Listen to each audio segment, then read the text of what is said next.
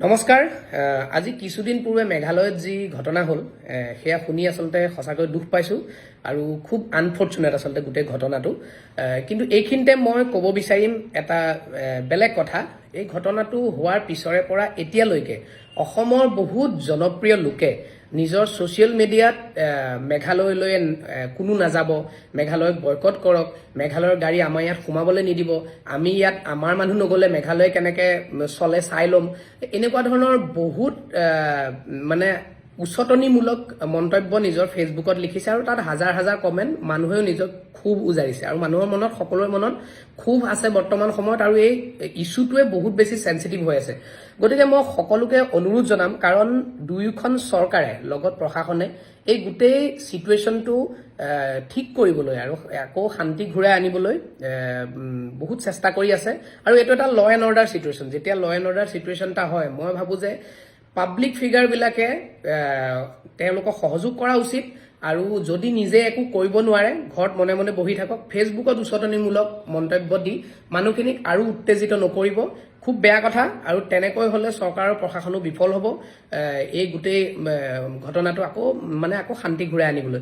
গতিকে পাৰিলে চৰকাৰ আৰু প্ৰশাসনক কৰ্পৰেট কৰক আৰু নহ'লে এনেই উচতনিমূলক মন্তব্য দি খেলি মেলি এটা সৃষ্টি নকৰিব আৰু এই গোটেই পৰিস্থিতিটো আৰু দীঘলীয়া কৰিবলৈ মানুহক উচতাই নাথাকিব।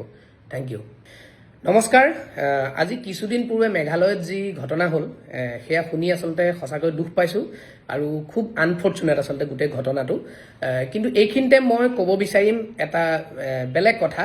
এই ঘটনাটো হোৱাৰ পিছৰে পৰা এতিয়ালৈকে অসমৰ বহুত জনপ্ৰিয় লোকে নিজৰ ছ'চিয়েল মিডিয়াত মেঘালয়লৈ কোনো নাযাব, মেঘালয়ক বয়কট কৰক, মেঘালয়ৰ গাড়ী আমাৰ ইয়াত সোমাবলৈ নিদিব, আমি ইয়াত আমাৰ মানুহ নগ'লে মেঘালয় কেনেকৈ চলে চাই ল'ম, এনেকুৱা ধৰণৰ বহুত উচতনিমূলক মন্তব্য নিজৰ ফেচবুকত লিখিছে আৰু তাত হাজাৰ হাজাৰ কমেণ্ট, মানুহেও নিজক ক্ষোভ উজাৰিছে আৰু মানুহৰ মনত সকলোৰে মনত ক্ষোভ আছে বৰ্তমান সময়ত আৰু এই ইছ্যুটোৱে বহুত বেছি চেঞ্চিটিভ হৈ আছে।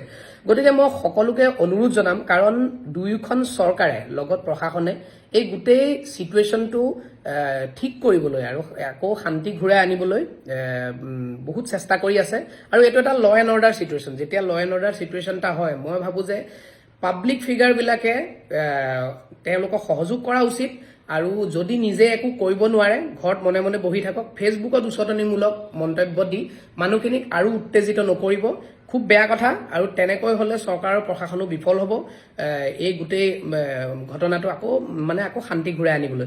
গতিকে পাৰিলে চৰকাৰ আৰু প্ৰশাসনক কৰ্পৰেট কৰক আৰু নহ'লে এনেই উচতনিমূলক মন্তব্য দি খেলি মেলি এটা সৃষ্টি নকৰিব আৰু এই গোটেই পৰিস্থিতিটো আৰু দীঘলীয়া কৰিবলৈ মানুহক উচতাই নাথাকিব।